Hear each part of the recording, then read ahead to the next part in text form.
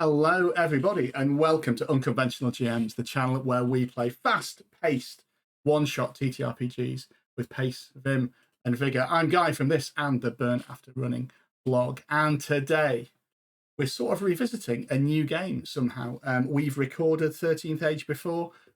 We've run it a lot of conventions up and down the country, but 13th Age 2nd edition is out now.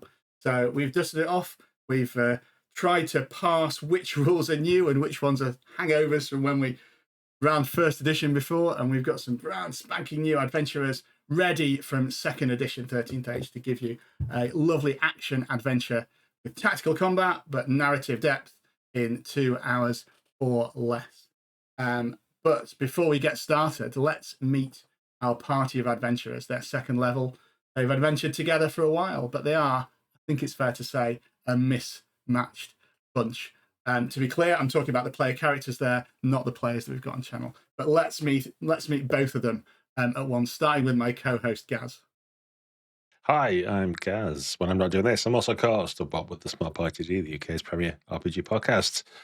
Today, I shall be playing the great Azrazalal. He is the 8th son of an 8th son of an 8th circle demon.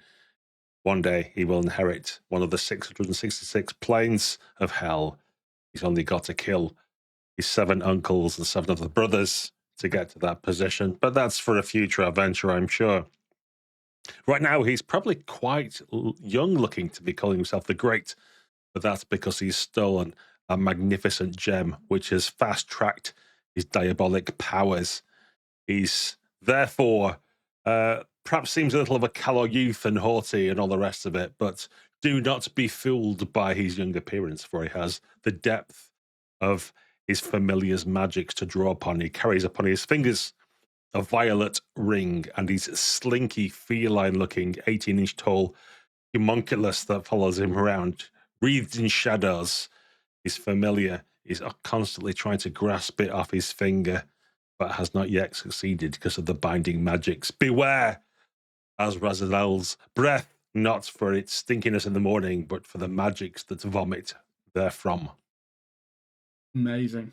Are we the baddies? As Gaz. I only use them for good. Yeah. yeah. Olga, who are you playing today? Hello, I'm Olga. I wrote Eternal Grind Cafe. If you're angry at the world, play this game. It's made for exactly that. And today I'll be playing Sir Caradine. Sir Caradine. He once went. Before I was Sir Caradine, I robbed the battlefield, and it was this paladin. I tried to steal his armor, and he was alive, and I killed him. And then the god got super angry with me, and now I'm a paladin, and I have a new name. So yeah, I'm Sir Caradine. I'm happy to be here, not forced at all. Amazing. Another one of the good guys here. Mm-hmm. Shane, do you want to tell us about Lilith? Good evening. My name's Shane. Delighted to be back. I am playing Lilith the Lively, Elf Bard.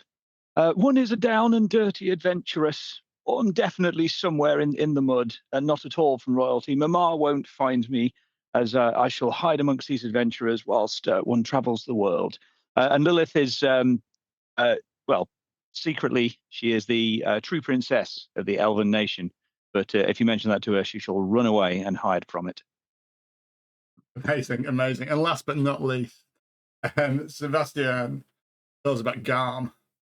Hey, I'm Sebastian, and today I'm playing Garm the Unstoppable, giant forest troll that is the last of his race, and searching to avenge his people by hopefully at a certain point killing the Lich King before he turns into a tree. There's a countdown. There will be much smashing heads. Amazing. So your travels have taken you to various places up and down the Dragon Empire. As we zoom in on the huge fantasy world of it and watch the huge behemoths track around the perimeter of it, we see the city of Axis, where your last adventure was, Axis, City of Swords, where you had no end of gladiatorial hijinks as you maybe stole the violet gem that Azrazael now is carrying. But you have been dispatched on a mission. You are to go to the village of Bogroot as famous adventurers and participate in the swamp festival, the festival they have when the first swamp moss harvest is taken in. You've been dispatched. The Emperor contacted you, Lilith, and impressed this task upon you. You can't just go off killing dragons and doing heroics all the time. Responsible adventurers like yourselves need to also do some sort of civic work and civic duty. So you've sailed up the river from Axis into the edges of the Kneedeep Swamp. The Kneedeep was, as you discover as you set out from it, named by giants. In most places, it is significantly deeper than your knees, and you have to walk around on a network of paths there. Bogroot is sort of the last vestige of human civilization before the swamp really takes over, and is famed for its swamp moss stew that you can gather deeper in the moss. It's a pretty grimy, small little town with a few taverns and so on, a big village square with a market where they sell all the swamp moss stuff. But yeah, grimy, but cheerful and jovial. And you've heard tale of how cheerful Bogroot is. They keep their spirits up, even for the damp environs they find in. And you're probably looking at this as a chance to relax. So as you're sort of park up your ship and dismount, you are expecting to be met, and you are indeed met by Godfrey, the mayor of Bogroot. He claps his hands together and rushes towards you and says, "Welcome, our bold, adventurous guests. We are so pleased to see you. The Swamp Moss Festival preparations are going absolutely perfectly, with no trouble at all." Behind him, you see a grim guard is stepping forwards, who also wears some chains of office, who rolls his eyes at the suggestion by Godfrey that all of these preparations are going well. I'm thinking of the four of you who's most likely to step forward and speak for your group. I wonder, is it Lilith? Is it Azrazalel? What do you think, Lilith? Do you take charge in these situations as a natural leader, or do you lie low? Naturally drawn to talking, but well aware that whilst one is definitely a commoner, of course, one is still learning how to interact with one's fellow commoners. So if nobody else steps forward, I will reluctantly sort of step up and say, you must be Mayor Godfrey. Indeed, yes. You've heard of me. Oh, maybe I introduced myself. But yes, you're very welcome. The Archmage, the Emperor sent word in advance, so we've made every preparation for you. One is delighted to be here. Thank you. Amazing. As I say, it's all going very well. I'll leave you in the hands of Craig. He can show you around, and this grim human guard sort of steps forward and says, "I see you've brought your weapons." Well, one was informed of a need for assistance with danger, and one understands that weapons and danger go hand in hand. Why, all of the tales and stories, I could tell you one now. And he pulls the four of you to one side by the side of it and says, "Look, Godfrey denies it, but we do have some problems. Gavra, my own daughter, lieutenant of the village guard, has disappeared. Oh gosh, gone off into the swamp. She was to be crowned Swamp Princess at this festival, but obviously that's the least of our worries. She'll be fine in the swamp, I'm sure. She's a capable spearswoman, but it is a little worrying that she has run away at this point. Why do you assume she ran away if she's crowned to be Swamp Princess, sir? Well, that would explain it. Who wants to be a princess? This is because she doesn't know about duty. It's a great honour to be crowned princess, but when she heard about it, she was going mad, stormed off into the swamp. She can look after herself, though, so we thought nothing of it. She'll come to her senses and come back, but it has been 4 days now. Oh, Does the office come with extra obligations that might not match with her pay system? Well, she's always been a loyal guard. She likes a fight and defending the village as much as it. She muttered something about outdated gender roles or some such nonsense. Anyway, it's no good to do it. And you notice as this is happening that Godfrey is talking to a few other dignitaries of the village and is pointing very deliberately towards Lilith, and nudging, and they all seem to be nodding. And one of them even gets out a sort of mossy dress type thing and appears to be trying to estimate against Godfrey's height sort of where you came up to and whether it would fit. Goodness no. We must find this poor missing woman. Well, immediately, one believes. Yes, I think I would appreciate your assistance in that. I'm loath to leave the village at this point, in case Godfrey has any more of his ideas for the festival. I do not want to leave it in such. And as this conversation is going on, you suddenly feel a sort of shout, hear a shout and a bit of fuss from nearby, and a sort of hail, guard, we're under attack. And Trade immediately goes to his spear at his side and begins jogging towards the extremities of the village, going deeper into the swamp, sort of gesturing to you to follow. I wonder who's the first to react there. Probably Garman as Razzle.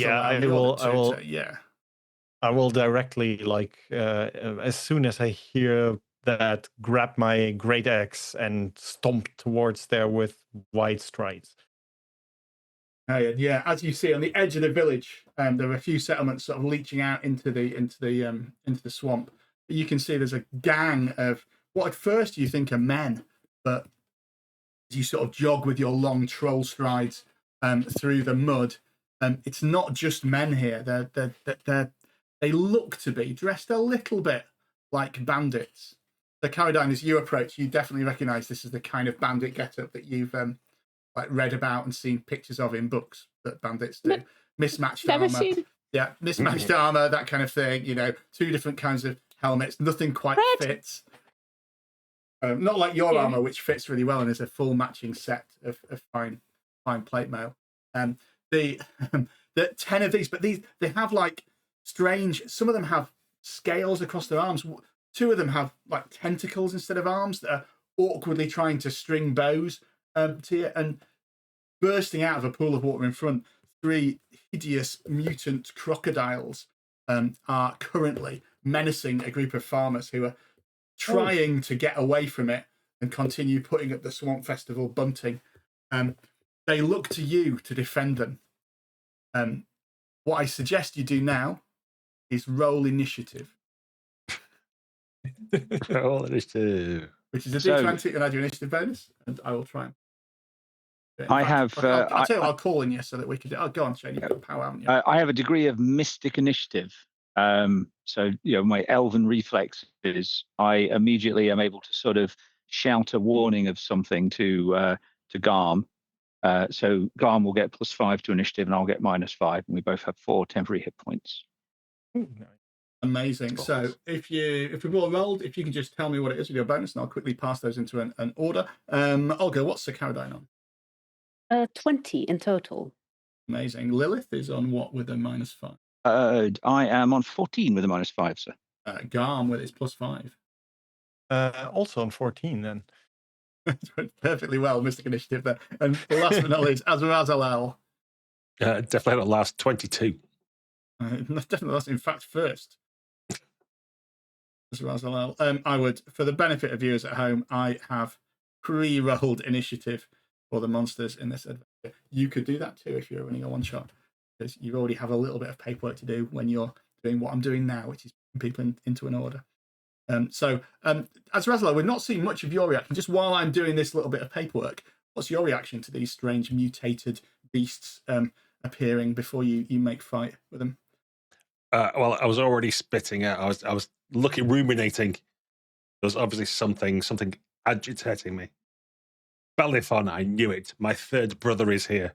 If there's someone who steals away daughters into the swamps, why, that's his very mark. And now I see it. Tentacle beasts, scale monsters, crocodiles mutated. This is the work of his sorcery. Amateurish at best. And so, yes, I shall need to gather all my powers for this, my friends. We must defeat them quickly, for they will multiply if we do not. And He will be abashed. And as you say that, as if one of the bandits that you notice now, as he sort of his awkward like straw hat falls off, and he's got the head of a frog. Unusually, somehow he's become the spokesperson. He's like, bring us the girl, bring us the princess back, bring us the princess back, bring us our master's bride. As he shouts there, as they all look a bit confused about what this means. You are in fact the first to react, as well. Yes, and it may be disappointing for viewers at home, but I'm going to gather power. I shall be standing, crackling away. Well, actually, is it crackling away? The first thing I have to do is roll a d4 to see what kind of power we're on right now. So it's cold. So actually, a hoarfrost starts to cover all the village around me, and the swampy water starts to freeze over. Within, you can see like fish halfway stuck through the water as power starts to come. And there's some fizzing energy that comes out of me as I do that, which I'm going to call upon one of my overspills. So I need to roll a d20 to find out what exciting thing happens as the energy starts to bubble out of me.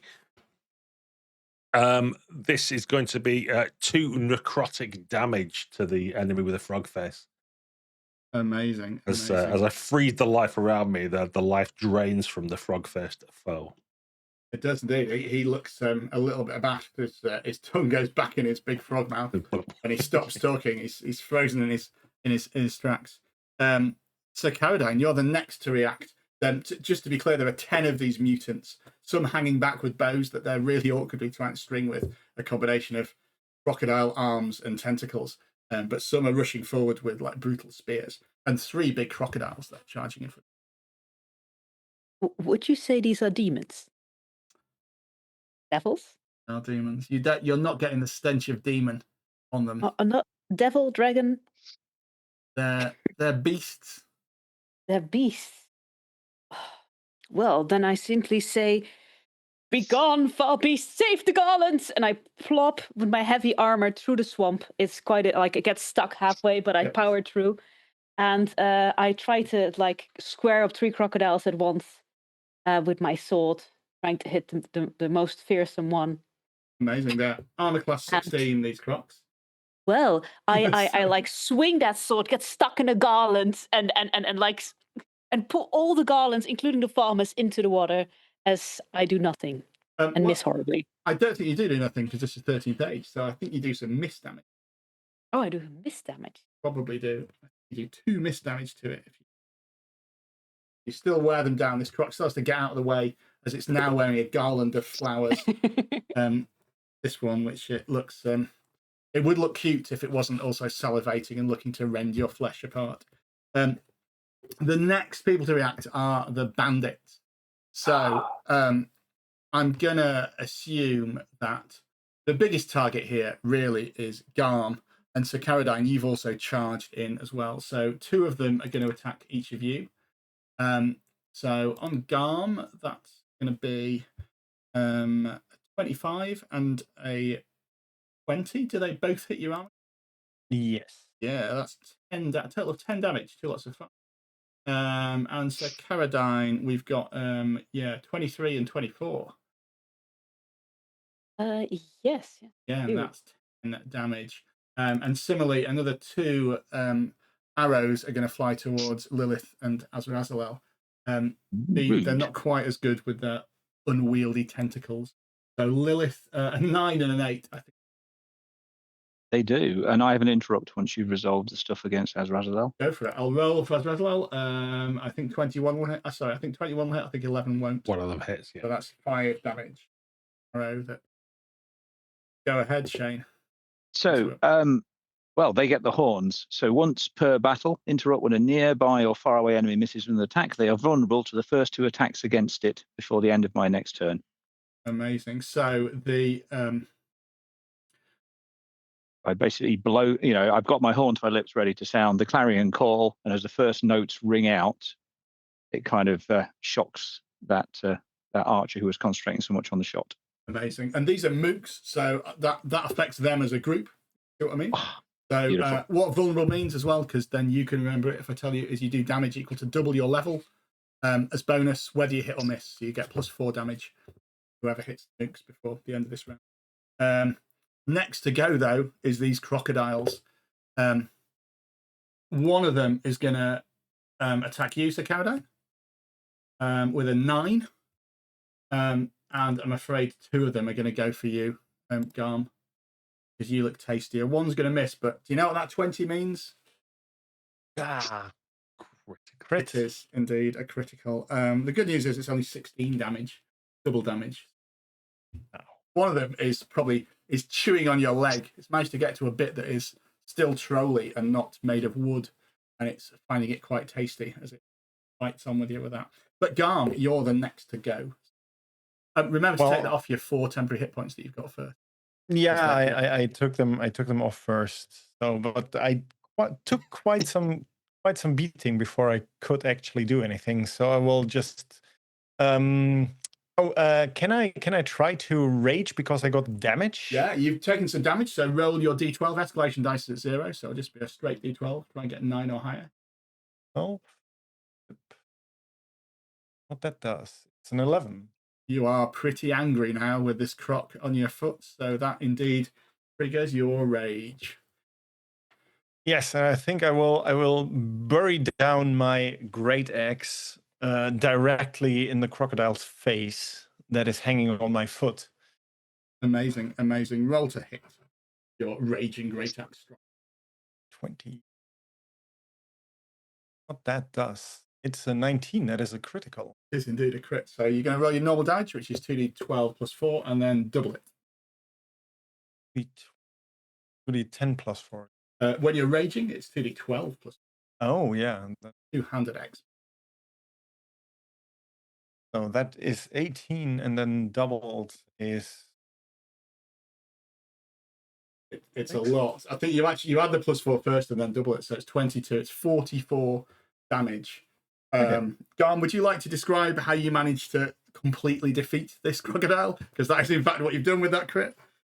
I think while it's hanging on my foot, I just kick it up directly into my great axe, so it slices down neatly, and then smash it against the tree for good measure. Excellent. The 2 halves of it are sort of smashed either end, and knock over a bowl of flowers that somebody was assembling for the festival. Last but not least, Lilith, you get to go this round.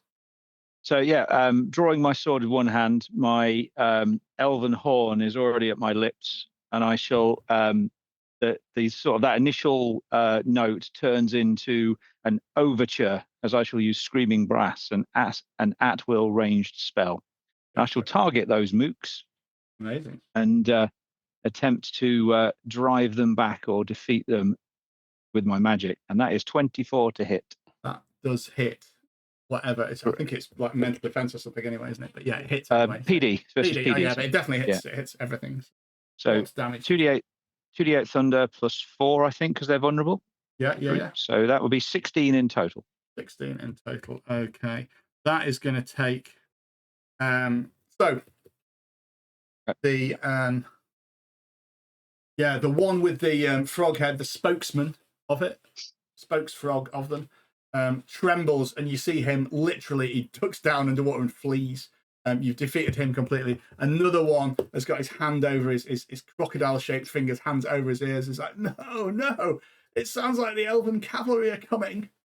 How will they get into this swamp? And I do have a follow-on ability to use, if I may. Once a battle is a free action, when my attack roll is 16 or higher, which it was, a nearby ally can use a recovery +5 bonus. So I think, Garm, you'll be lifted by the music. Yeah. Oh, nice. Yeah, definitely. Go ahead and roll your recovery dice and add 5 to it, and you get that many hit points back. What is my recovery dice? 2d12.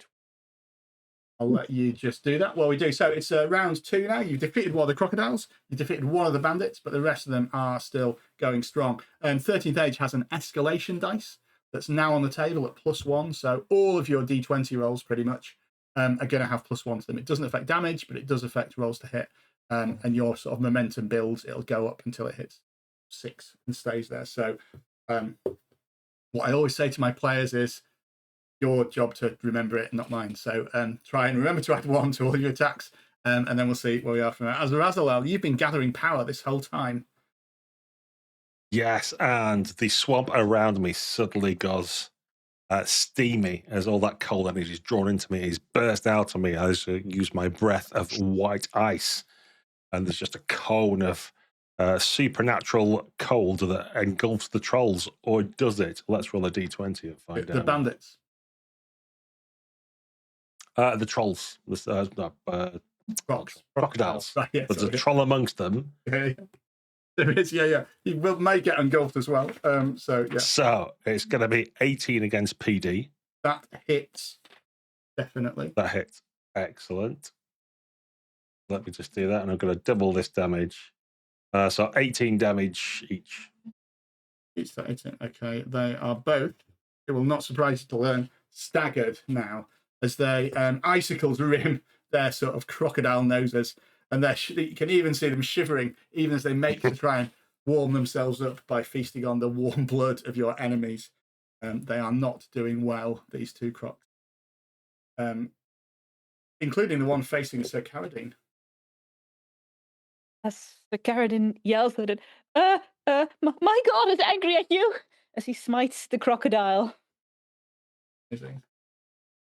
Has a 19, I believe that hits. Yeah. That is...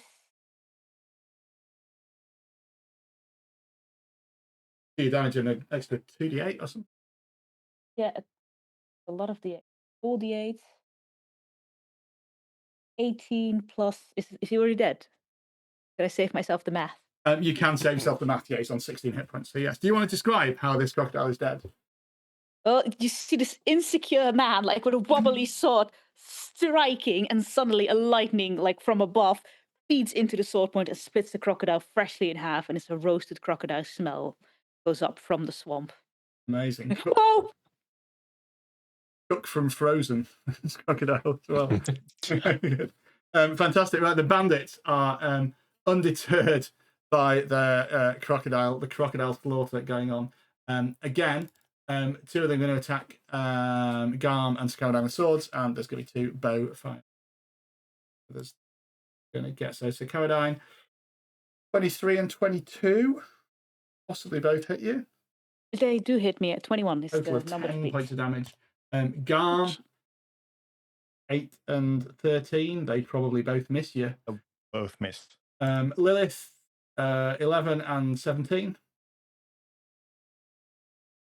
What's your on class, Shane? Is 17 going to hit you? Yeah, I was looking. I couldn't remember. That is 1 hit. So okay, yeah, 5 damage. And Azarazalel, that is 13 and 6. My frosty breath freezes the arrows mid-flight. It does indeed. Amazing. Next is the turn of the crocodiles, or rather the crocodile, that is currently facing Garm. Feeling a little bit lonely here, but it's still going to attack. Probably miss you. 13 is not going to hit you. It bites again, but gets a bit of you that's made of wood instead, and doesn't warm it up from it. Garm, it's your go now, though. Chance to finish this one off. Oh yeah, I will try to punt it fully into the other bandits. Amazing. You're still raging, so raging. Yeah, I'm still raging, and once per battle, before I do that, I would like to use violence. Yeah. The power, not the concept, because yeah. So you get power of violence. You get an extra D8 to the attack roll that also expands the crit range. Your crit range is 16 plus at the moment, so this could get silly. Yeah. Let's see what I end up with. Oh, wasn't bad to use that. It's a 16. That's in fact a crit as well, because your natural roll is 12. If it's critted on a 12 or higher, the +4 expands your crit range to 12 plus. So yeah, roll your damage and double it. That would be then 16 plus 4, 20, 40 damage. So I mean, I can save you the maths as well. That crocodile is dead. How does Garm defeat this croc? I just look at it, punt it towards the first few bandits and yell, "This is a crocodile!" They look as if their minds have been addled by these mutations. Don't laugh at that really good pun they've done. Lilith, there are still 9 of them left there, even though crocodiles have been dealt with. They were just the front rank. Still 9 of these bandits there. Not be able to. So Lilith, Sure. what do you do now to do it? I think I am going to start a song of heroes. Now change to a rousing ballad, reminiscent of elven cavalry, but which I wouldn't know anything about. So I get to roll. It in the pub or sometimes. Yep. Yeah. There's an elven cavalry officer once taught me it. Yeah, it's not. Indeed. So I get to roll 2 20-sided dice and choose whichever result I want, which is great. Okay. Well, you don't have to roll. You don't have to roll to sustain. You only have to roll it each round to keep it going. Right. It Thank just you. Happens in the first round. You can just do that. Yeah. So yeah, everyone gets +1. Is that? +1, 2 attack bonus, and then I'm going to reluctantly wade into the swamp with my sword swinging. The armor class 18 is bad. Right. So that is not, even with the escalation, not an 18, I'm afraid. So just 2 miss damage. Well, the good news is that's enough to finish off one of these mooks. Do you want to just describe what that looks like? You can decide what sort of mutation they've got as well, if you want. Yeah, so I hop off the dock, and everybody expects a graceful elf to alight on top of the water as if they were, dancing on the surface. But I slosh right in, and the water that splashes up blinds temporarily the bandit as my sword slices across him. Clearly well trained in my peasant village. Yeah. That same cavalry officer taught you how to fence as well. Yeah. Amazing. So it's go to the round. There are now 8 bandits. The crocs have been defeated. Without their spokesman, they're now saying, "Just give us the girl. Nobody else needs to die." But you sense their resolve is faltering a little here. The escalation dice is at +2. As Razalal will go to you first. Yes. And I take pity on them for their chili and say, "Fear not, my children, I shall soon warm you." And bursting from my violet ring, flames launch forwards amongst them to try and warm them up a little bit. So I get a critical. Going to get quite warm, aren't they? That hits. Yeah, we're going to double damage. Is that for a critical? Lovely. Got it all in there.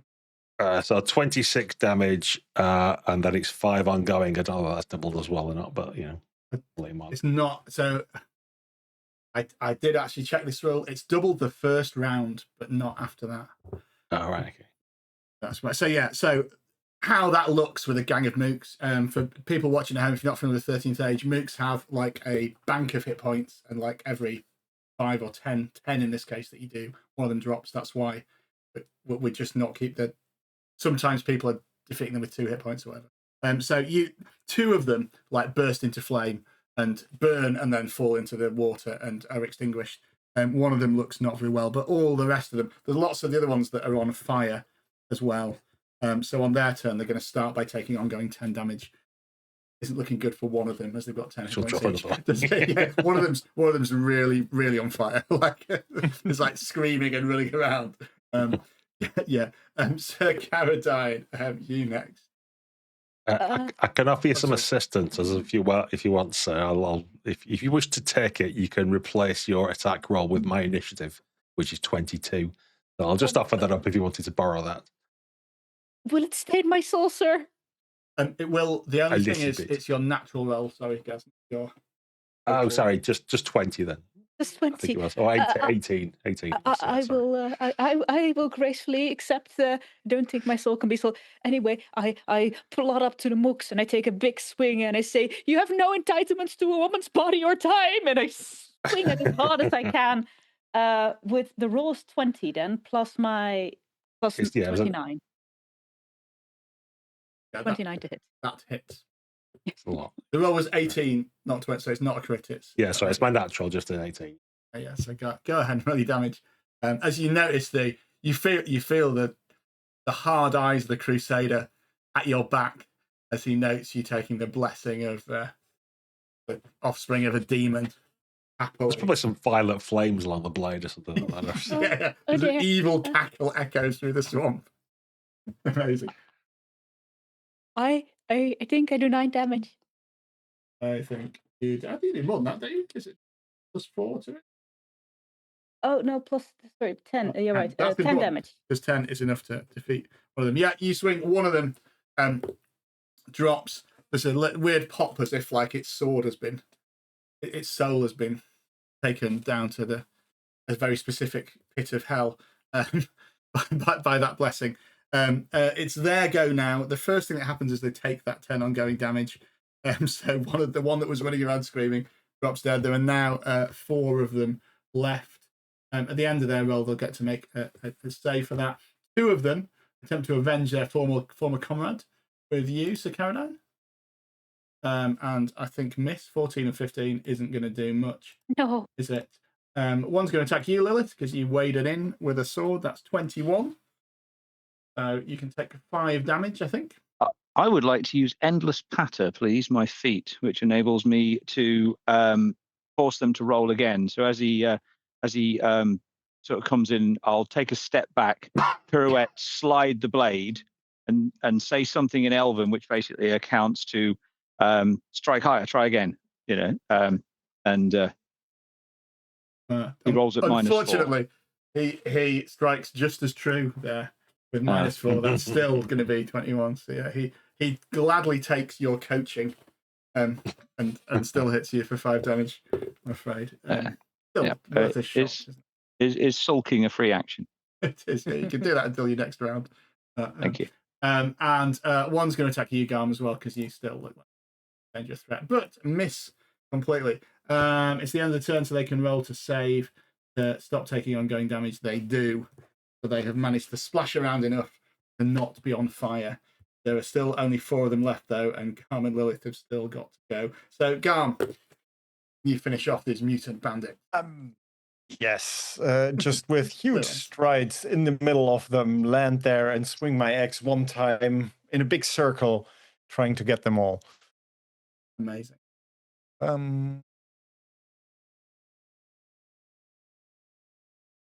Oh, natural 20. You might have been correct in your assertion. Do you want to roll your damage, add it all up, and then double it? Does the escalation also count towards damage? Not for damage. Not for damage. Okay, then it is 12 plus 4, 16, 32. 32 is almost the magic number, but not quite. As 3 of them drop, one solitary bandit is left, sort of looking this way and that. He's still determined to attack, but you sense his spirit might go, and next round he might decide. Aggression might be the better part of valor. Lilith, it's down to you. I would like to step to him, place my blade close to his throat, and say, "You should surrender, my dear man. You might get to live if you tell us what you are yelling about." Would you like to make, mate, some sort of social background check to intimidate them? Sure. Because they are. It's a question of, do they fear you or do they fear the thing that sent them more? And your promise of might get to live may not be enough. Yes. There is not a background in the world that could turn that into a pass, I think, rolling a natural 2. So that totals up to an 11 all in. Yeah, he's not convinced. He says, "You shall die, elf." And you see a spear moving towards you. Yeah. I mean, you can roll an attack roll. I will do it. Yeah, sure. All right. Yeah, all in, that is a 20. That hits. Roll your damage and get more than 2. I get minimum 7, so I shall save myself a roll. Indeed, as he moves his sword, and I just flick the blade across the throat it was near. And there's slowly sinking into the swamp at this end. The crocodiles and the mutant bandits are there, and you notice that it's almost like the whole village of Bogroot has come out to watch this fight and are standing there like mouths agape at your prowess. They are bandettes now. Oh, God. Even my familiar has got a hand on reference. Garm is very proud. Godfrey says, "Oh, amazing! Well done! What a wit as well." We've had a bit of a town meeting while you were dealing with that. I haven't been entirely straight with you. Gavra, our swamp princess has gone missing. And we fear this may be connected with these strange mutants that have just attacked the village. We wonder if you might be able to go swamp and find her, rescue her, stop this. He gestures towards the sort of piles of bodies. Stop this before the festival? First, you must answer a question, Mayor Godfrey.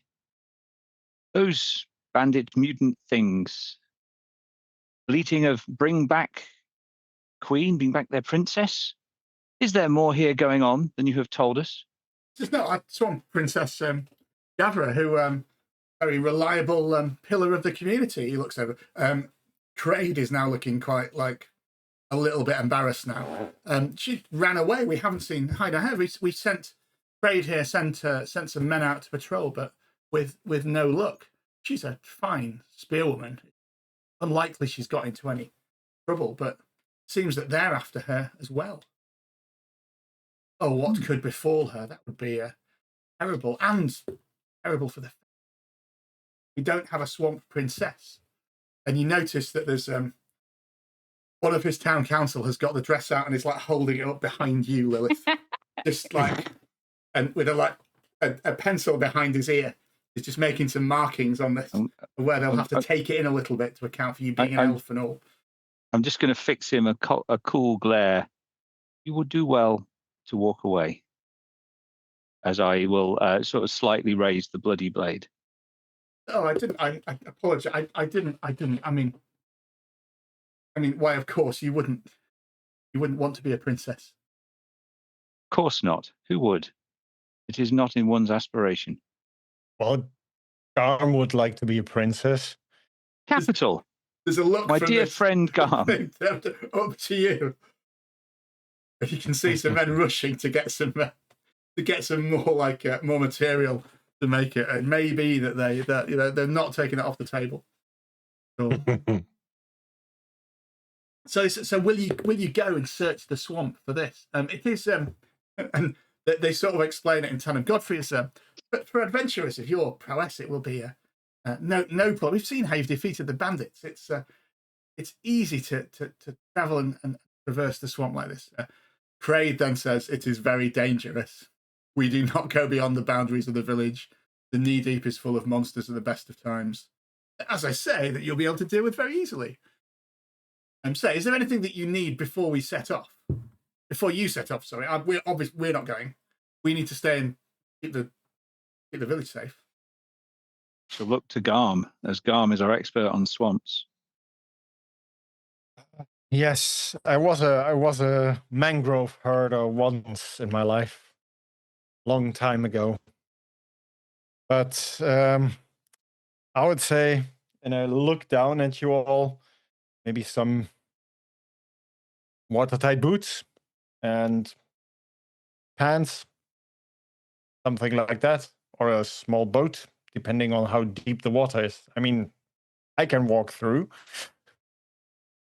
Yeah, but I can only carry two of you on my shoulders. Craig comes forward and is already getting his guards to sort of provision you with like Wellington boots and stuff that you can take into that. But he says, it's no good taking a boat further in. It's a maze of paths. Just need to try and stay on the surface. Try and traverse this by boat away from the river, and you'll be going backwards and forwards more than you can. You're better to stomp through it. I could you see him gesture to one of his sergeants, and the sergeant comes back with, I think, 3 sets of stilts, short stilts for the 3 of you, and then goes away and comes back and comes up with a little set for the homunculus as well. not really understanding that won't really work. That doesn't help, yeah. But, Don't worry, she doesn't need to breathe. look, all right, that's fine then. Is it? Nor shall any of my enemies. Anyway, please do get to one knee so that I find my usual position on your right shoulder. Oh, I will bend down and pick you up and put you on my shoulder. Wonderful. And my I'll lady, secure myself in what it looked like a pauldron, but was actually a saddle. I love that this happens normally when there isn't a swamp. It's irregular. Yeah, just regular. Do you want to do walk? Like, come on. my lady, can I give you a boost to mount the troll? And I'm going to resolutely ignore Sir Carradine because there's no way when saying my lady would be talking to me. I'm just literally like looking around theatrically for who Sir Carradine is looking for. Miss Lively, may I boost you? Oh, charmed. Thank you. I go on one knee and I offer my arm and my shoulder to stand on. Cool. I shall gratefully climb up. And then I will resignedly start plodding into the swamp, knowing I carry 50 kilos of armor and do not float. Yeah. Well, you find that like most of it is only sort of ankle deep, as long as you keep your footing really carefully towards it. I wonder as you set off into it, and we'll sort of fast. You can get like provisions and stuff. We're not going to worry about any other swamp provisioning apart from waterproof boots and stilts, which it sounds like you've cast aside and left at the village. Not even taken. We didn't ask for those. You can. It's one pair of waterproof boots for Garm they've supplied, I guess. You can set off. I wonder who is taking the lead in navigation here, because you're going to have to search this place. It's not so much, visibility isn't too bad actually, because there's not, this isn't a huge mangrove swamp. You can see fairly far off into the sort of mists into the Kneedeep. But what is tricky is making sure that you're watching the signs for which pools are sort of inches deep and which pools are sort of several feet deep, and you're able to make your way deeper into it. Structurally, just so that you know and that people at home, we've got a few encounters that you're going to have in the swamp as you sort of explore it that'll reveal a bit more about what's happening. And this role to navigate the swamp is a bit like a sort of engagement role in Blades in the Dark. It's going to determine how you arrive at said scenes, whether you arrive sort of with the initiative in control of the situation, or whether those scenes arrive to you and you're on the back foot, so to speak. So I wonder who's navigating to start with. Oh yeah, since I have two of the people on my shoulders, I think navigation is pretty much on me. Yeah, we'll probably take it in turns, but go ahead, Garm. So this is probably going to be a wisdom skill check. I'm going to say it's difficulty class 20 because it is quite hard to find your way and get the footing, and you have got two people on your back and a homunculus. Can I add a background? Yeah, for that? absolutely. Perfect, because I think I am a wood troll, but I have the old ways of the wood troll forests. I think there were many swamps that I crossed in these old woods. So yeah. There's let's lots add of that +3, and I fail miserably. Okay, yeah. So yeah, you make good time, but I think Sir Carradine is the one that is really affected by this, because Garm is quite happy going into like 4 feet of water and just wading through, and is surprisingly stable given the additional weight that he's carrying over the two other adventurers. But you are sort of much less yet, as you end up to your sort of chest. I feel it leaking in my armor. I think something's fine. It's tickling my nipples. Ah! Open the helm and tip it out. As it like fills in. Yes. I also tearfully pray as I lay hands on myself and whoever wants to be laid hands on, as we forgot to heal. And we did, yeah. So out of combat, just to be clear, with 13th age, you can spend as many recoveries as you want to heal that many hit points. You can also spend recoveries in combat to sort of take a breath and round action to heal. But you can do as many as you want now. Awesome. You have lots for a one shot, but they can be taken from you by things that happen that affect you. Speaking of which, as you step forward, there is Garm. You notice that you're getting actually deeper and deeper, and as you sort of move to I think you look over at Sir Caradine, and even as he's taking a sort of rest, sort of try and make his way to it, even though he stood there, he's sort of sinking deeper and deeper into this. And he's having to tilt his helm up to breathe out of the eye slits there from it. Garm, you look down and you notice actually it is rising here. As Razalel and Lilith, your boots are underwater now. Garm, you've heard of this before. This is quick bog. And what you must not do is like it's one of those things where there's some say you must move immediately and quickly to get out. Others say you must stay completely still. Others say there's a special movement you can use to climb out of the bog. But it's not sure. You can't remember which of those four actually works. You are all, and in fact, Lilith and Azrael, you feel yourself being sucked down into this as well. And before you know it, the buttons on the pauldron, Azrael, that are holding you pop out, and you're sinking as well into this bog. Lilith, you are too being dragged down from where you were. You all need to try and escape this quick bog somehow.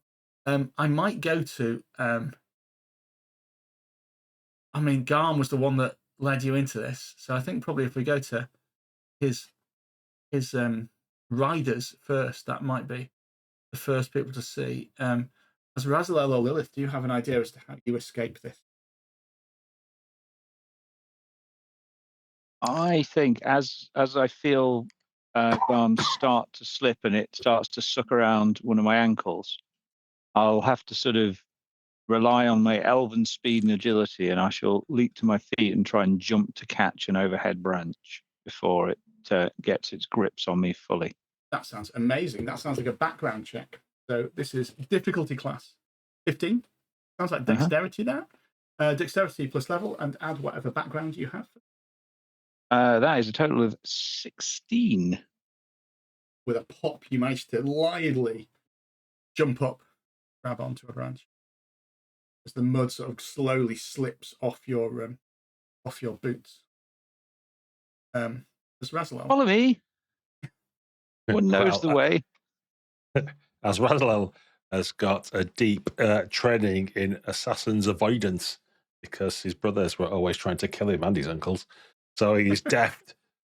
So he's rely on his dexterous nature and his training being sucked down by water elementals and other things like that. Try and not die. Yeah, the drowning assassinations. There was a whole period when you were subject to lots of those that you need to. Yeah. It wouldn't be the first time my bed was turned into a water undine and tried to drown me. So. Amazing. Definitely class 15 again. Oh, it's looking bad though. Yeah, that's not good enough. That's 10 in total. You do, in fact, get a flashback to when that happened, and it is, I think, what you feel like is as if there is actually maybe an undine in this quick bog that's that you splutter and splatter.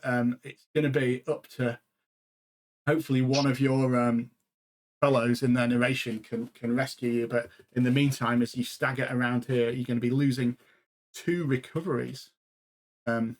Again, just to be clear, with 13th age, outside of combat, things sometimes do hit points damage, but sometimes they just take recovery damage because otherwise you're marking off hit points and then spending recoveries to recover them. So cut to the chase and just say 2 recoveries as you're like coming up for air, periodically thrashing around in this. It is as if an elemental is trying to drown you.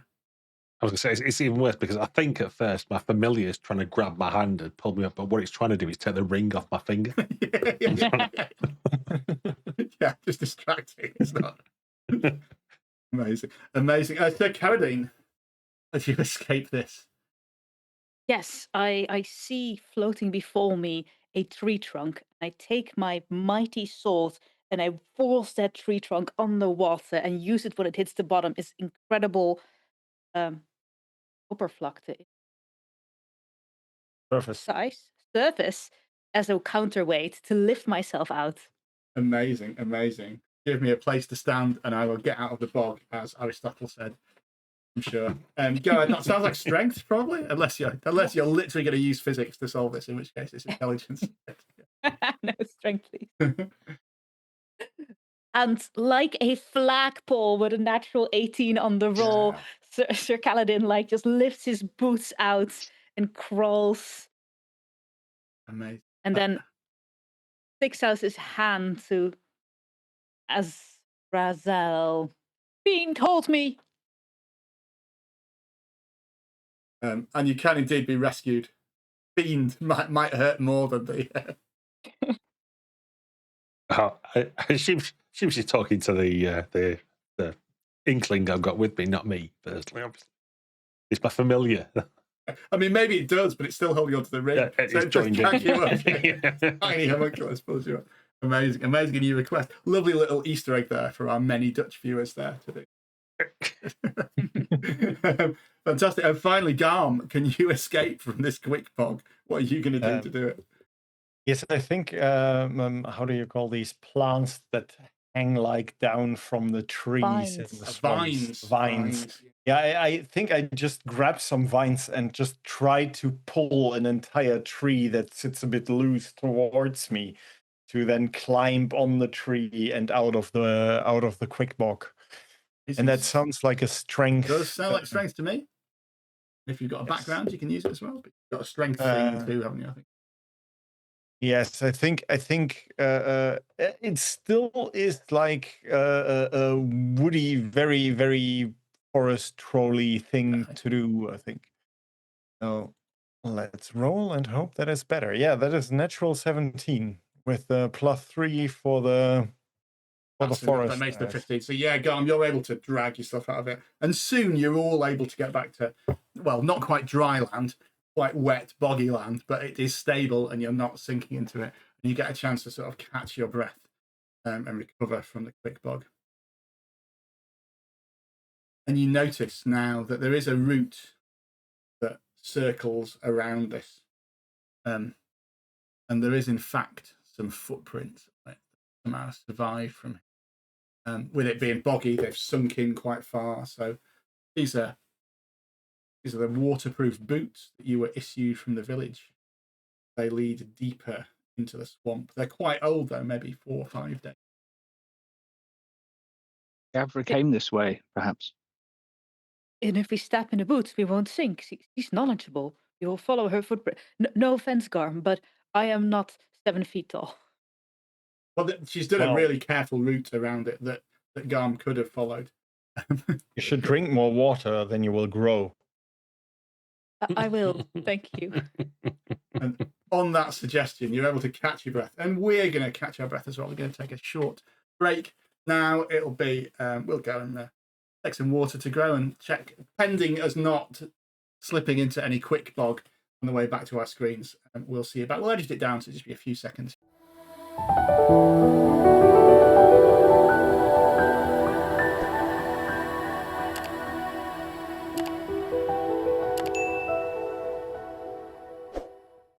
Welcome back, everybody.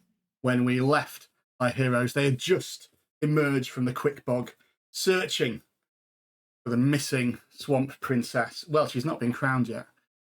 We'll see if they can find a replacement swamp princess. Garm the Unstoppable is keen. Gavra is nowhere to be found, but they found some footprints of hers leading deeper into the swamp, and you can try and track them. Garm led the way last time. Which of you heroes is taking responsibility for guiding you deeper into the swamp now? Again, this will be a bit of an engagement roll. If you roll well, you'll get a good encounter, or an encounter where you've got the upper hand. Poorly, it'll be a bit different. I've got a good view from up in the trees, so I can perhaps pick the next route. Yeah. And you know all about like armies on the march and controlling commanders. So, oh no, you don't, do you? Because you're not a. Well, I've read and studied about them as a bard. So yes, I have. You met a man in a pub who told you all about that. Yeah. Yeah. Amazing, amazing. Do you want to make a wisdom check with whatever background you can muster? I would DC 20, love you to. said? Yeah. I've got denies ever being in the cavalry too. So that give me that negative encounter, please, Mr. GM, of a total of 11. Amazing, amazing. So this is I'm gonna be nice and just affect you, Lilith, with this. Not nice to you, nice to the other 3 players. Yeah. Oh yes. Yes. So you're leading the way at the front, and I think at times you have to sort of get down from Garm's shoulder and sort of feel the swamp and test the temperature and navigate by that. You're getting deeper into this, so there's some vines and sort of mangroves here. It's not quite as straightforward. And you pad off while you take a brief respite to sort of rest. You pad off and wade into. There's some really clear water in one direction. The rest of you sort of see Lilith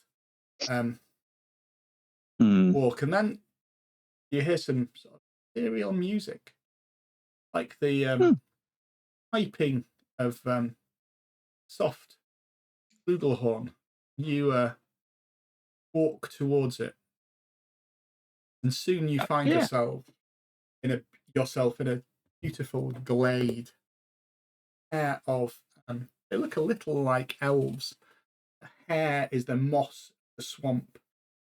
Sit atop a slick with algae stone. A visitor. Won't you stay a while with us? The swamp dryads. Charming. One would love to visit with you. I'm rather tired. Oh yeah, certainly. Take a rest. Bathe in the water, and then we have a comfortable bed of reeds for you to lay your head. Don't worry about your friends. They'll be fine. They won't disturb you. One does need a bath, but one does have obligations. Torn. No one has any obligations here in this glade. You can just rest. Don't worry. Your friends will be right back where you left them, probably. Do you not have room for us all? You seem oh so hospitable. Maybe you could all come. We could open the door to them. Why would we do that, though? They seem a little uncouth. Charming, salt of the earth fellows, just like me. Want a troll? Well, he looks like a troll. One doesn't like to judge by appearances. One of them's got a homunculus. Everyone has hobbies. Are you saying we should let them in? You would be pleasantly surprised what company they can be. Amazing. Do you want to make me some sort of social role to persuade them that your friends are actually heroes? Do. And could be drawn into this dryad's glade? I'm gonna, because I am so charming as well, background all in, that is 19. Oh, we do need some company, yes. The 3 of you have been waiting around. Lilith has wandered off. You eventually sort of go to look to it and find yourself in this beautiful glade, as described too. So, oh man, I see what you mean now, Lilith. They are indeed the right kind of people to stay in the glade. Come and rest here. Lay your heads down for a few minutes, a few hours, a few weeks. Stay with us. You don't need to go out into the smelly swamp there. There's quick bog there. Dangerous. I've smelled worse. Imagine you have. Are you resting here in this bay glade with the swamp dryads? One of them goes to fetch a harp made of vines to pluck flames. Razalel, I think these are foul temptresses sent by the Shadow Prince to blow us off course, or the Hydra. The Shadow Prince? My 7th uncle? I knew he'd be behind some of this.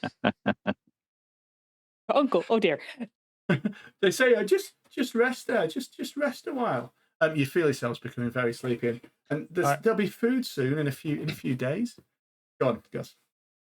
I suspect this is all some kind of foul sorcery.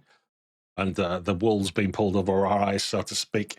So I'm going to try and use my wizardly knowledge and what they taught us in the academy about swamp druids and such to see through their glamours and find a way out of this trickery. Amazing, amazing. That sounds like intelligence. I think this is probably DC 20 because it's a quite niche subject, even in the Wizard Academy. It's like... Yeah, unfortunately, swamp dryads, no, not so much. If it was deciduous dryads or coniferous dryads, then I think as far as S for swamp dryads. There was so many like health and safety lectures that you had to go to that after a while you were just like, nobody went to this one, the swamp survival one.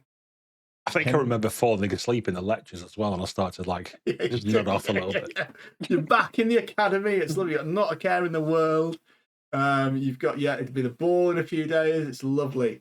It's lovely. And we just cut to I think you do as a result. You fall asleep. Your homunculus dancing atop your nose, trying to wake you up, and then stops and starts making its way towards your hand with the ring on it. As he's tugging my hand, like I'm imagining like when I was writing the stuff down in my journal or whatever it's like. Is anyone else trying to escape this fey enchantment? I wanted to see, can I do something with the gift of the High Druid that would fit very well? Yeah. They are servants of the High Druid indeed. I mean, I can, as players, I can tell you these are dryads that are swamp dryads are trying to entrap you in their fey realm where you'll stay for a few days, but when you return back, years will have passed, and already you're forgetting the name of the person that you were meant to rescue. They're trying to just keep you here. Servants. So the High Druid. What do you have in mind? How might the High Druid break this? I think I will go to one of them and say like we are tasked to find a princess, and this is just one of the many steps I have to take that the High Druid sent me on to finally defeat the Lich King. That ruined my home forests and killed all my tribe, and you would make the High Druid very angry if you were to keep us here. Oh, nothing is more important than no. Wait, did you say the High Druid? Yes, the High Druid sent me. The High Druid sent you. Yes. The High Druid. The one. Not a druid. And what I'm saying, he means a druid. Random he means High Druid. No, one of those druids that they get in forests. No, the High Druid sent you. The actual one, yes. The real deal. And you've got to rescue a princess. Yes, she was sent here somewhere into the bog. Or she wandered off into the bog, or and I think as you mentioned the High Druid's name, the shadows sort of darken, and this whole place doesn't look quite as welcoming. As if like an ill wind blows through it, as if he's here now and can see what's happening. He says, well, I suppose we better help you then. Right, I'm going to roll now, because when you use an icon relationship, I can roll and see if it becomes twisted. Oh, on a 1 to 5, it's twisted. So they say, we'd better let you go. You're just the same as the girl who came. He wouldn't stay either. Said she'd had enough of Bogroot and its archaic customs, and was off into the forest. We told her to not go deeper into the swamp. There's a demon out there, demon who seeks to expand the Kneedeep into Bogroot, club to Frex the Despoiler. Demon, yeah, my friend there who's sleeping there, homunculus, go off. He knows everything about demons, like all his uncles and nephews and children, and I don't know what is like all the demon breed. Oh well, he has a glade in the deep of the forest where we used to lair. In fact, you should go there and deal with him. But we shall. And then on your way back, you can come and rest in our glade. And take a while here, perhaps. Well, as I said, I have other obligations to smash Lich King head. We can see. We'll see if when you come back, we can help you. And indeed, with that negotiation, the sort of the vines of the glade part, and you can eventually, after maybe waking up Azrael from his slumber, yeah, propping him up on Calm's shoulder, still dozing, you can set off. Now you have got some directions from these dryads telling you where Gavra may actually have gone, which is going to make your final navigation a little bit easier. Who do you think is leading the way now to make it towards Glubtafrex's lair? Well, Arasaf, I can't pronounce your name, the wizard, heard his brother was behind it, so he might be very motivated. Sorcerer, I think you'll find. Azrael, I think he's still sleepy, but his familiar's probably finding the way. Amazing. So, what does this look like? How is he navigating? Yeah, I've finally grown tired of it trying to steal the ring. I let it play for a while, and then eventually just gets on my nerves. So now there's just the snapshots of me blasting fire at it to burn it away. And as it sprints away, it thinks that the only safe place it's going to have is in a demon's glade. So it's like furiously rushing around trying to find its way there. Okay, give me a DC 10, some sort of background roll to find this glade in advance of the demon finding you. My wizardly background and my intelligence, so yeah, I get loads. That's 17. Amazing. So with that, we'll let it ride a little bit because as you approach the glade, you can see signs of mutation all around.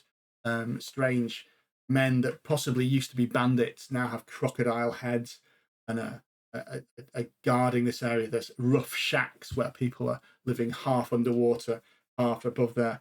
Frog-headed men, men with tentacles, farming crocodiles with their tentacles there. But with that roll, you're able to, a little montage of you rushing from sort of tree to tree.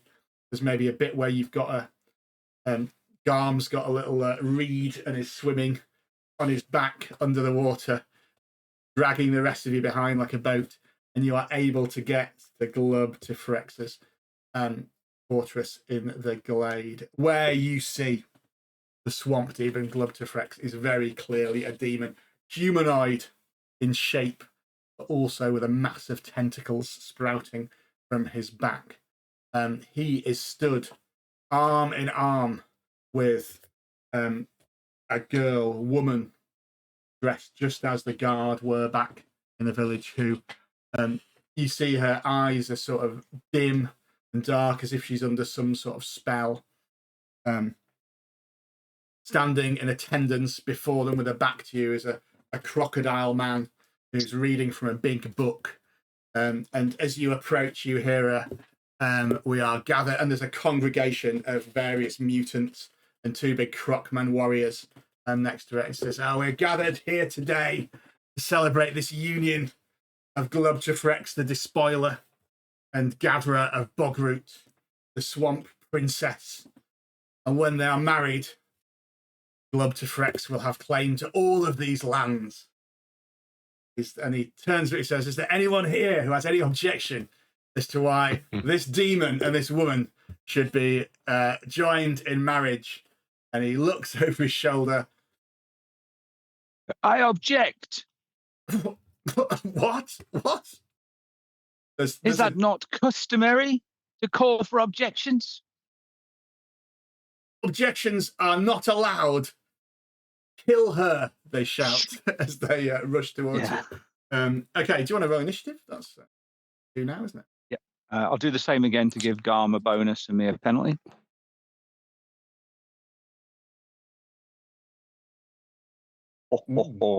Right, just if you just want to describe what your character's doing as you're doing this. In fact, no, don't do that. You can just tell me your initiatives and then we'll do that in a minute. Just trying to get something to fill the time while I write down all these numbers. So what initiatives have you got? Garm, what's yours? 28. 28. Gaz, what's Azrael got? 13. Lilith? 20, even with the -5. And Sir Caradine. 11. Is there a natural 20 result on initiatives, Mr. GM? Roger. I mean, the effect is that you get to add 20 to your bonus, Awesome. Thank you. like every other number. Thank you. So, yeah, just what's as Razal, this you've noticed this demon before you. What's your reaction to it, and what do you know about these kind of despoiler demons?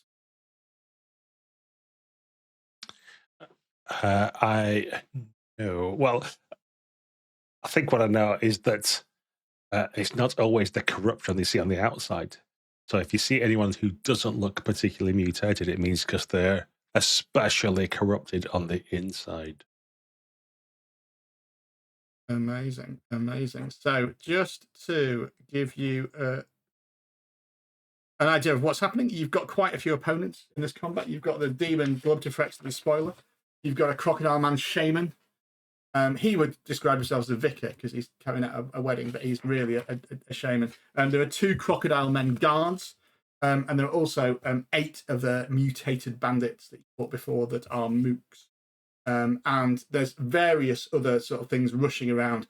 Feel free to invent items of the swamp that are here that you can use in your descriptions. Because you rolled so well on that engagement dice, you're going to start with an escalation dice. You're going to start at +1. So you can begin by adding 1 to all your rolls from here. And Garm, you are the first to react. Well, before anybody else can react, actually, I just charge through and throw myself on the vicar and try to impale him. Amazing. Is that you raging as well? Yes, that was something that I definitely wanted to do, is rage. Yeah. So yeah, the vicar has the crocodile man vicar has an armor class of 18. Okay, so let's see what I roll. Oop, and that is a 16 with rage. That should be a critical. Yeah. Do you want to roll your damage and double it? Yes. I was looking at no, that doesn't. Then roll. That is 24 damage with the dice already. So plus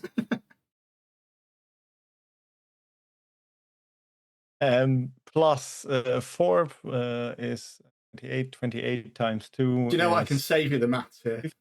Yeah. Sebastian.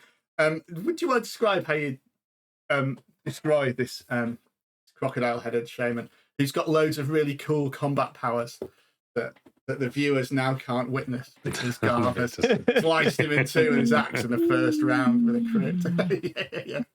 I'll get over it, but yeah. I take the axe as sort of with the flat side instead of the sharp side, and just use it as sort of a golf club to actually punt him through the bog. And somewhere in the distance you hear a whoa.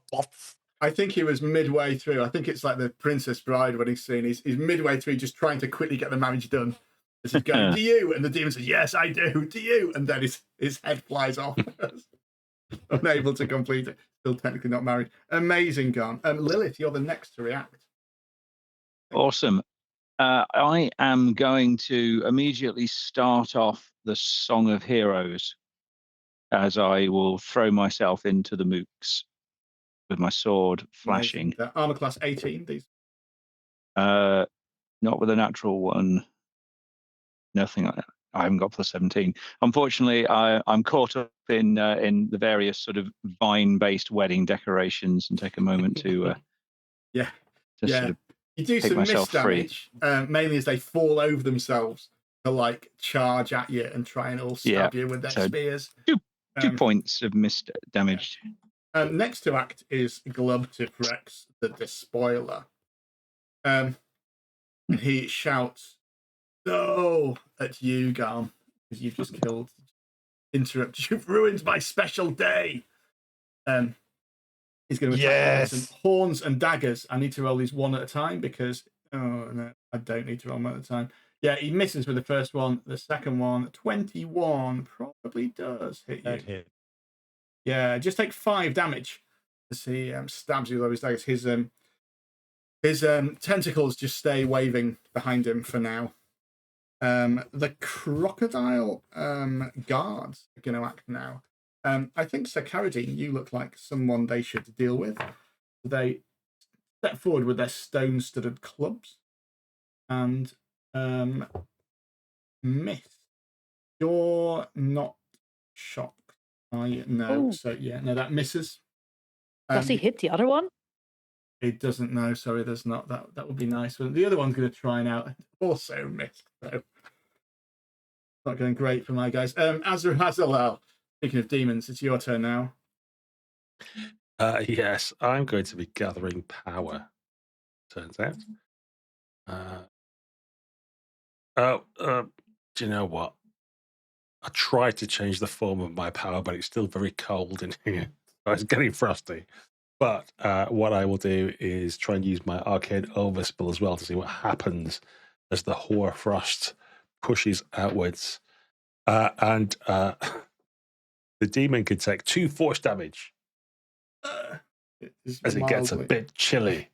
yeah. You see like one little goosebump on its arm. That's how it starts. One tentacle. The bandits act now. I'm going to say that probably only 3 of them can attack you at once, Lilith. But those 3 are all going to attack you at once. That seems reasonable. A 12, a 16, and a 21. So for the 21, I shall endless patter it and say, disrupting a wedding? You should be ashamed of yourself with my endless patter. And force them to re-roll at -4, please. It does indeed work. Dave said, what, but you disrupted. Oh, we are fighting. Maybe we shouldn't. Oh, no, because they like slap him around the head and say, that'd be stupid. It's just, like, they started it. So, yeah, that's it. Did the 16 hit or not? It did. 5 damage. 5 damage. 5 damage. Yeah, no worries. So, Carradine, you can react now.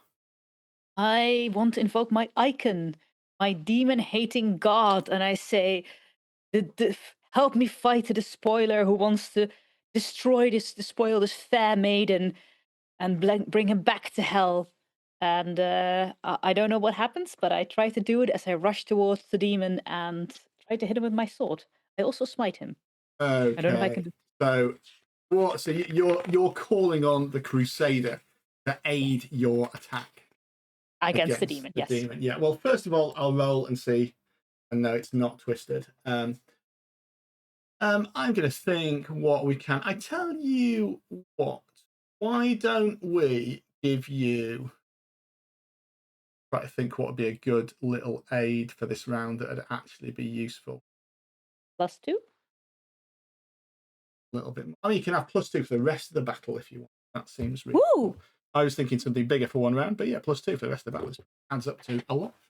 Go ahead, yeah. As you feel the sort of grim, you feel the Crusader guiding your sword arm and its rage and slight disapproval that you're invoking it still as an unwilling hero of his.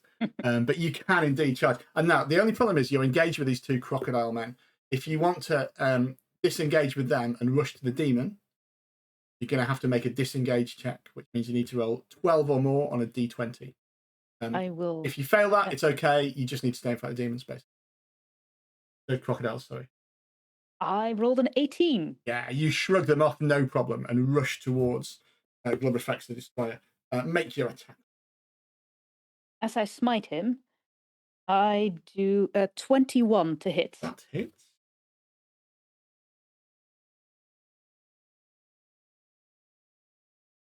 That is 32 damage. As again, lightning strikes from above. And what a roll. I just seen that. I was like, 32 sounds like a lot. Oh, that explains it. 29 yes. and 48. Yeah, he's staggered thanks to that misdamage before. He's just staggered. So yeah, you see it like there's fear in his eyes as he looks around and sees that you have struck him. You are now engaged with him. Right, top of the round. It is +2 on the escalation dice. Garm, you are the first to react. I think if I stand where the priest first was, then I also stand directly next to a demon with tentacles on his back. Yeah. So I think with hatred in my eyes, I will turn to him and try to cut off all his tentacles on the back. Pretty much shave him. Good. Let's see how that goes. See what that turns out to be. Oop.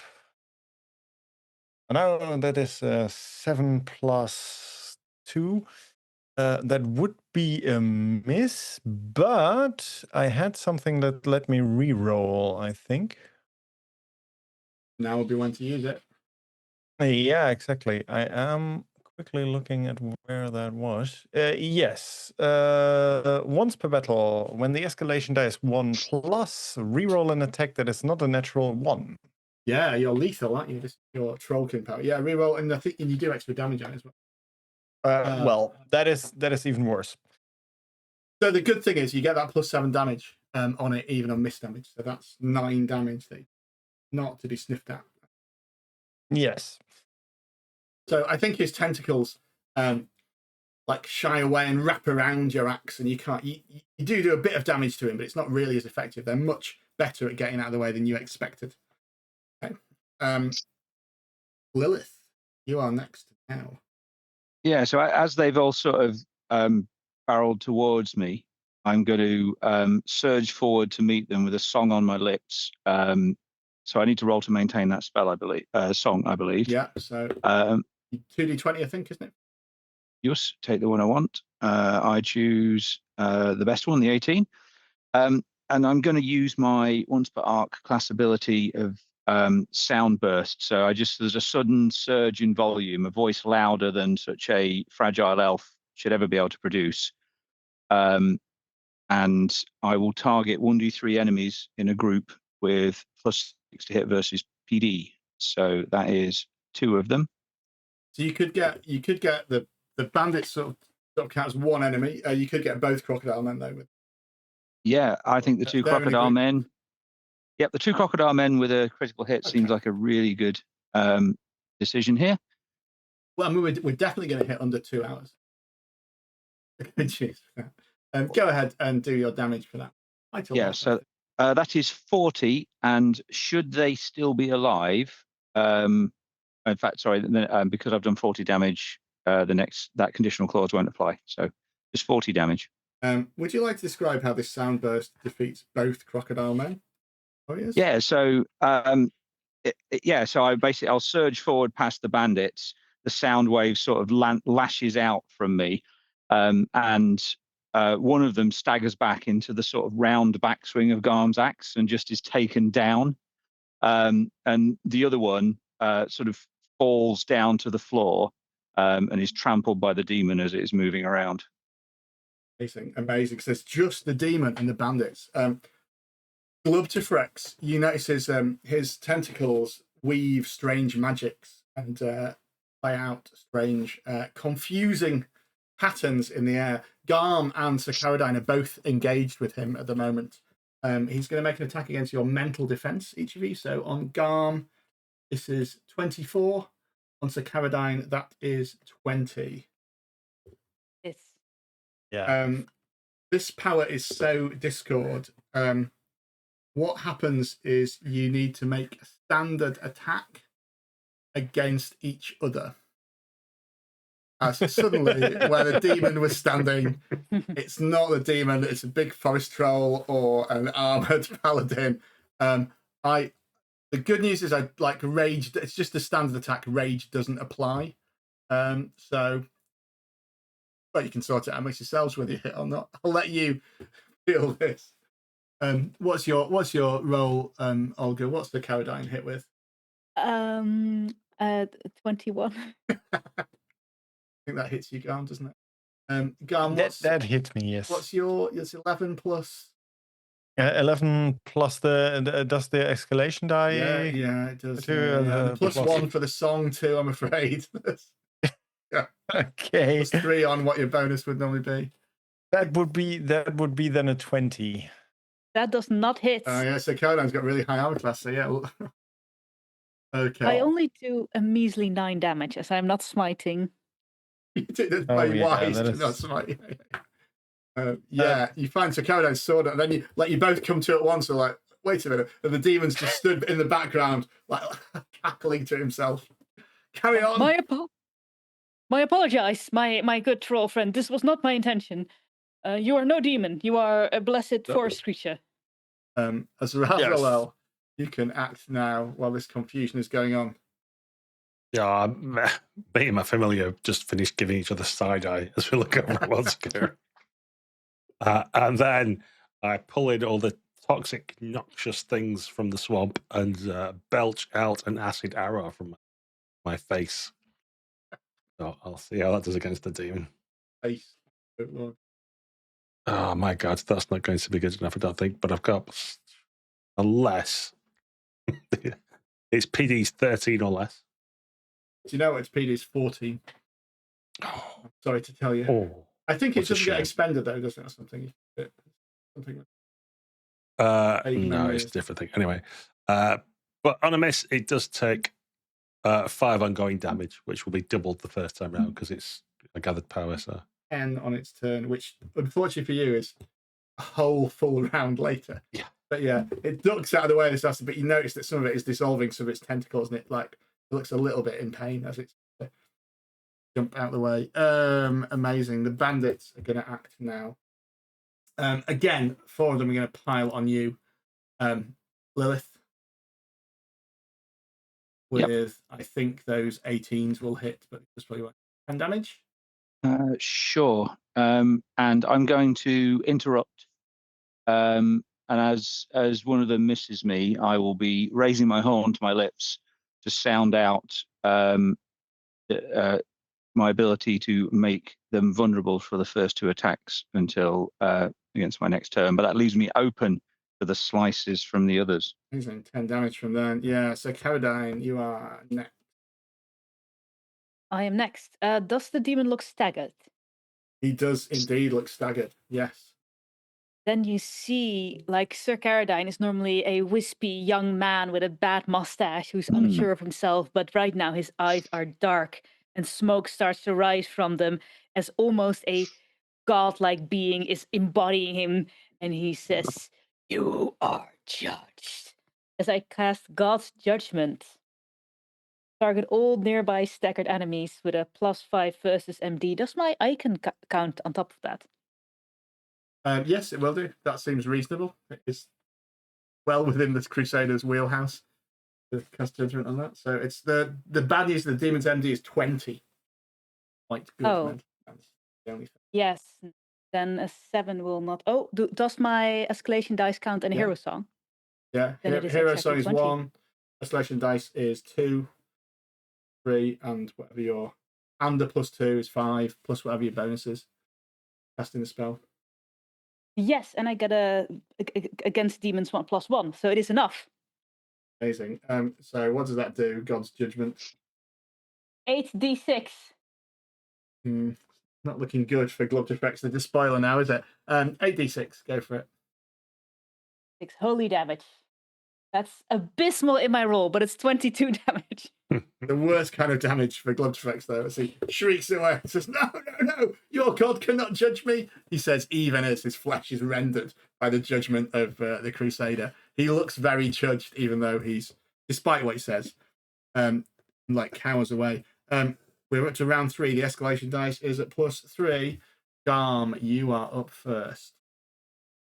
Yeah, the demon is still standing. Yeah, it's so still standing, yeah. That will definitely be. I think I take my axe with like both hands really solidly and just chop down and try to smash his Let's head see what the in. dice say. Oh, yeah. Nothing. yeah. Yeah, he leaps out of the way. He suddenly seems to be quite a lot more concerned with getting out of the way of combat blows as he is quite injured. Can I still use the two-hander talent? Because it says I can daze a staggered enemy by doing some damage to it with a two-handed weapon. And since I do miss damage... Yeah. So you do 4, actually, in fairness, you do 4 miss damage, which is enough to kill Bloodtefrex, the spoiler. So do you want to just describe how that happens? Because you do a lot of miss damage. So what does this look like as you somehow manage to defeat him by accident? I think it ends up being something like very, like, I try to chop him and he tries to block it, but then it's like this death of many cuts. Like at a certain point he's worn down and I just keep on chopping on him, and then finally the last blow like lands in the middle of his weird deformed face and cuts off his tongue, and as he falls down, it's just like, "Whoa! I didn't want this." And as he does that, you see he sort of melts into algae and swamp grass and stuff, and just sits into the ground. There's this sort of howl though from the assembled mutants as they are determined to avenge their leader. From now, they're still. The 8 mooks have still basically undamaged. They've done very well to survive this. They're going to charge at you to try and destroy you. Lilith. Okay, I'll swing to face them, my horn still at my lips, and I shall channel that now familiar to my allies, screaming brass overture at them as a sound wave will sort of wash across their ears as if it was clawing at their very brains. But to what effect? Shall see. And that is a 23 to hit. That hits whatever it's targeting for these bandits. PD, sorry, I should have said yes, quite right. That is 15 damage. Okay, one of them immediately drops to his knees, clutching his ears. There are still 9 of them left, though. There's Razalel. Can you deal with some of these? Sorry, okay, I do have a follow-on. Forget you playing a battle, so you've always got... Yes, I've always got something else. Yeah. I'll then end on a rising clarion trumpet call, and I'm going to give a 1d4 inspiration die to the most inspiring of us, as Asriel. This can be spent on attack save, disengage, or skill check after rolling. What was the plus there, sorry? D4. Plus D4. Okay, brilliant. I've tapped into my Infernal Heritage and gone for Demonic Speed, so I get an extra standard action when the escalation die is 3 and 5, and we're on 3, I think. It is, yeah. So that's good. So infuriated by the lack of activity, but aware there's lots of swampy gases around, which should be a good conductor for electricity. I'm going to bath forth a breath of blue lightning to arc into these felonious individuals. Oh God, I might need all those bonuses. Right, let's roll a D4 straight away. Targeting physical defense. Oops. Yeah, 8, 10, 30, 19 I get against PD. That's enough, yeah, that hits. Excellent stuff. So I'll let you know it's 5 ongoing spark damage. Just so you know. And I do another 11 damage on top of that. Okay, another of them drops and they are fizzing. Spark damage is going between them as well from there. You didn't actually need to use the D4 on that. You did it without it. And then on top of attack that you're going to do, yeah. I will then burn them all as well because... or not, as the case may be. Unless their PD is particularly low. But 6, 9, 11... If we're going to say I can transform a D4 across, that'd be a 13. It's 16, so it's still nice. It doesn't do anything to miss, does it, Benny Hands? I don't think it does it? It does do. It's the Scotchy Ray does 2 damage on a miss. Okay. So there's still 8 of them around from that. They are going to go now. They're going to very democratically split their attacks between the 4 of you, 2 each. That seems fair to them. Garm, you've got... Again, they are unable to hit the troll completely. 12 and 12 Lilith, not much better, 17 and 18. That's 2 hits, and I have, remarkably, and I'm embarrassed, I'm going to hang my head in shame at the bard meetings. I have nothing left to respond to them with, so I'm just going to take the damage. What? Oh, that's not how it works. You have to obey the rules of the game like everyone else. It's not what you signed up to be a bard for, was it? So Coda, I think one of those hits the 25, so 5 damage. Yes. And as Razalel, just 11 won't hit you. I don't think 15 might though. The 15 does, yeah. 5 damage. And Sir Caradine, can you deal with these 8 bandits? Say, oh, my liege! And I jump in front of the princess, who did not ask for this. As I say, I shall defend you with God's honor. And I smite. I jump in front of the princess, splash her with water. Yes. I say, the god is like, I'm not the god of honor and defending princesses. He gives me zilts and nothing. And I stumble over myself. Yeah. Rolling a 1. It's missed damage there. Still works. Right, we're at. I think we're at a point there where we've got an escalation dice of +4. We have still got 8 of these bandits left. Let's see how quickly you can do them. Once they get down to half numbers, I think this is probably be resolved. But I mean, Garm is up first, so let's see what happens now. I think at the moment I was just fighting the demon and I went a little bit away. So while I'm rushing towards them, I just grab my javelin and try to javel, throw it to like to javel. Yeah, get for it. Yeah. to javel them. Yeah, exactly. Let's see how that works. Well, it's the 12 on die. It's still a hit, isn't it? Yeah, it's still a hit. That should be a hit, yeah. It's 16 plus, 20. Easy. It's still a critical, I think, because with 20 it's still a crit. So I don't know. You've got to get a natural 16 or higher to get a crit. Oh, natural. Okay. Yeah. Then that is 2d6 plus 4. 6 damage, 10 damage. Okay, another of them drops beneath Garm's axe. Lilith, can you take another one down? I sincerely hope so, as I'm going to use my Screaming Brass Overture again. And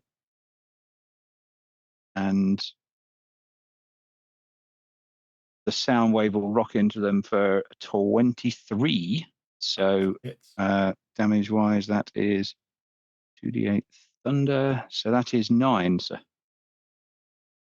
Yeah, another one of them drops. As Razalel. I think it's just going to have to be the Scorching Ray again. I'll twist the dual round, and it's obviously misfired last time because my homunculus was trying to pluck it out and have misaligned it. So this time it's going to do much better. It is indeed. That's well over the. So it's going to be 2d8 fire damage with 5 ongoing. 11 damage. That is 4 going. That takes them down to 3 people. It's also their go next, and one of them immediately dies from a combination of spark damage and fire. And I think we can call it with 2 of them left. I think you have defeated them. The demon, Blood to Frex, lies dead. Gavra comes to her senses at this point and says, "What's happening? Who are you? What have you done?" Mutants are running this way and that. It's clear that the swamp is still very much like spoiled. She's like, what's happening? Fear not, my lady. We have come to save you from becoming a princess, a fate worse than death. Oh yeah, I'm not being. I mean, this is, to be fair. If I've got to be the swamp princess, that'd be better. I sort of wish I hadn't. Well, this would have been worse. You don't need to be the swamp princess. You're a fearsome warrior. I am. But who will be the swamp princess in my stead? We have found replacement. Please, Garm, introduce yourself. I will be the swamp princess. I say, like standing in front of her. Oh, that's great. do we have to? But what about the forest? What about all this? And you see, there's like crocodiles with like tentacles on swimming around. Like this won't do. Well, The demon is slain. There's a mad cackling, and yeah, I'm just basically walking around like, you know, those films you see where people got flamethrowers and they're burning all things. It's a bit like that. I'm just walking around the swamp, setting everything on fire. I do believe my companion will solve that issue for you, Miss Garber. Amazing. And so, with the swamp princess rescued, and indeed a replacement swamp princess ready, Garm, the forest troll, we can see the day has been saved as we see our heroes celebrated with the festival of the swamp moss. And we can leave our heroes victorious.